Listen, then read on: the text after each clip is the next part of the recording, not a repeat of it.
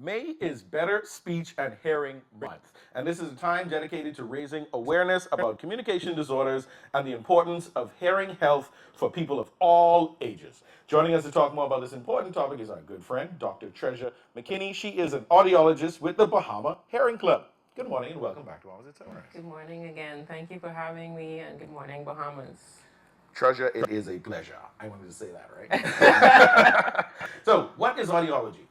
So, audiology has to do with hearing and balance. So, when you talk to an audiologist, we are the specialists that assess and treat hearing loss disorders, and sometimes we can help to identify, is the dizziness that you're having coming from the inner ear as well.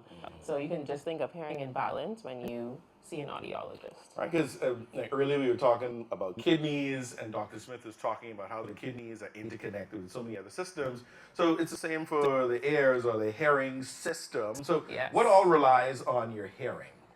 So when you are hearing, a lot of people don't think about the brain.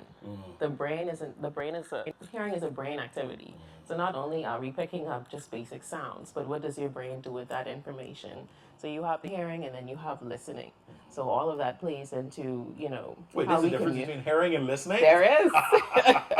Hearing is what you detect, and listening is what does the brain do with that information. I know, as a parent, you always say to your children, "Are you listening to me?" Yes. Say, "No, mommy, I hear you." Exactly. Right. Exactly. And we have two ears, so we have all of that binaural processing. The two ears help to give us cues as to how we localize sound as well, the volume changes in sound, all of that. So how does your hearing impact your speech? Because again, I don't, people may not automatically see the connection, but how is hearing important to speech development and the ability to speak? So when we think about young kids, hearing development is crucial because they are picking up everything. So even when we think about incidental learning in the classroom, even if they have a mild hearing loss, that can sometimes reduce their ability to hear softer sounds or the endings on words. So, when your hearing is reduced like that, you're not picking up everything properly, and so you're not going to say those things properly as well. So, ear infections is an example, fluid behind the eardrum. If that happens repeatedly, that can sometimes cause speech and language delay, for instance. So that's just one example. Right. So it's vital, All right. that critical period. And so we're here in Better Speech and Hearing Month. So tell us what it's all about, and are there any activities, or what is it that parents and persons should be aware of this month? So Better Hearing and Speech Month, it's designed to essentially bring awareness to audiology and hearing care, because hearing difficulties, it's a silent matter that occurs, and sometimes it can happen subtly over the years. So we want to bring awareness to getting your hearing checked, to getting hearing screened, and if there is indeed an issue, to getting it assessed.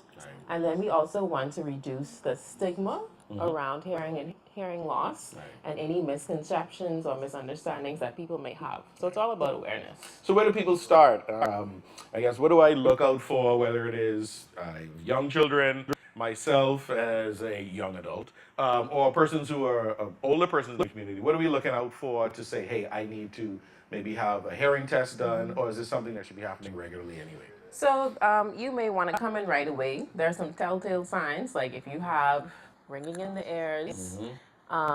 You may say that people are mumbling or they're just not talking clearly, and sometimes there can be more to that.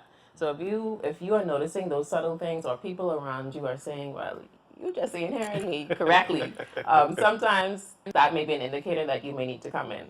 But screening should be done regularly with young kids at birth and those early formative years. Screening should be done because, like I said, they're not as developed, so they're prone to ear infections or sometimes late onset hearing loss, things like that. Those people that are exposed to loud noises on the job, they should be getting regular hearing screenings as well. And then as we get to about 55, age 60, you want to do it every 3 years or so, because we do have normal age-related changes to our hearing as well. If I want to have a healthy set of ears, right, what do I do? What's my daily, weekly, monthly routine? Is it really all about checkups, or are there things I should be or should not be doing to have healthy ears? Great question. So I would say you want to think about your exposure to loud noises. So that is the type of hearing loss that is preventable. So loud music, standing next to the speakers. And that's the Sometimes best place. Might as well I get know. For some people, your ears may give you warning signs. If you hear that ringing or if your hearing sounds dull, you want to move away.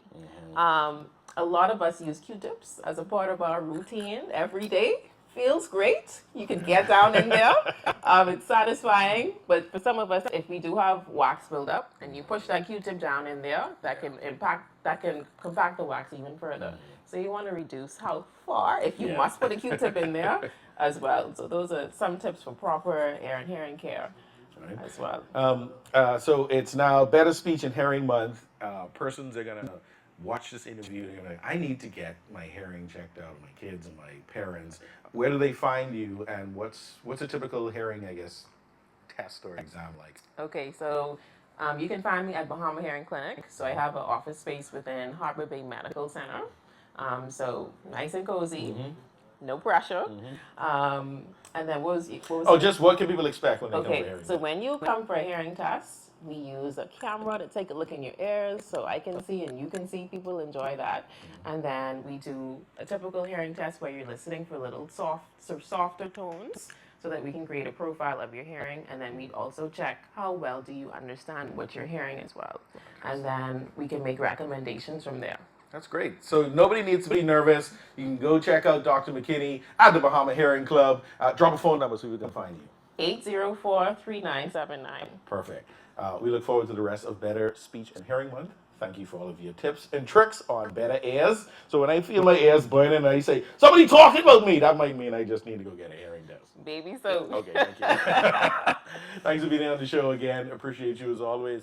You're watching Mamas and Sunrise. Go get your ears tested. The people say, boy, your head hard. They just probably can't hear.